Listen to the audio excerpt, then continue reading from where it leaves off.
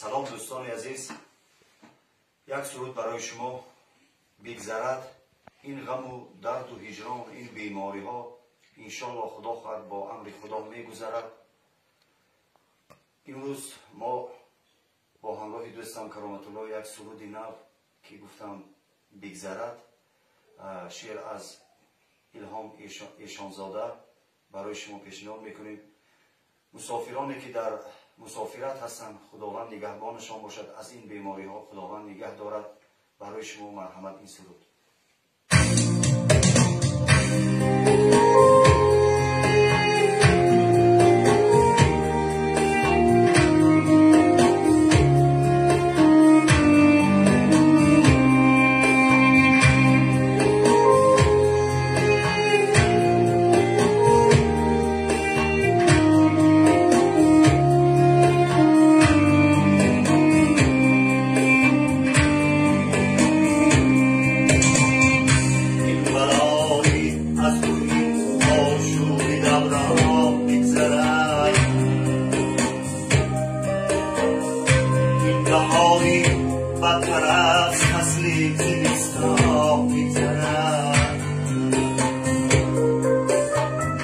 میرسد روزی نو سالی پر از فیض و نشاط، غم مخوری بهتر از جان، مشکل آسان بگذرد. غم مخوری بهتر از جان، مشکل آسان بگذرد.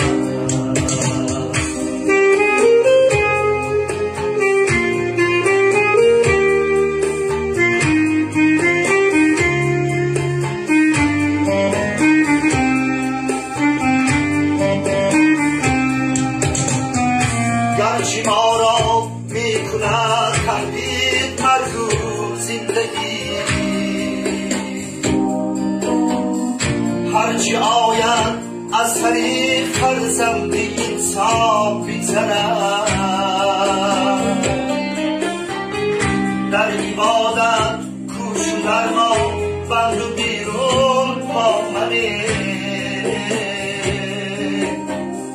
لحظه های تلخ و هجران ای عزیزان بگذرد. لحظه های تلخ و هجران ای عزیزان بگذرد.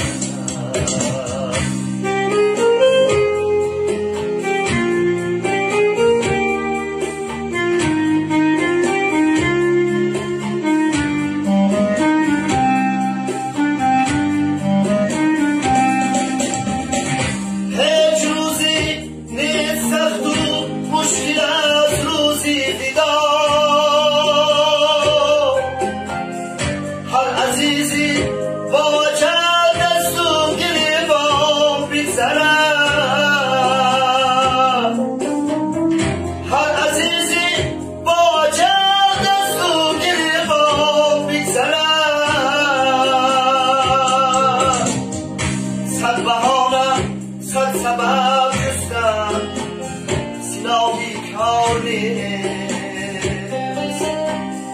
این مصیبت این بلا با اذن یزدان بگذرد. این مصیبت این بلا با اذن یزدان بگذرد. این بلایی از توی آشوری دوران بگذرد. غم مخوری بهتر از جان، مشکل آسان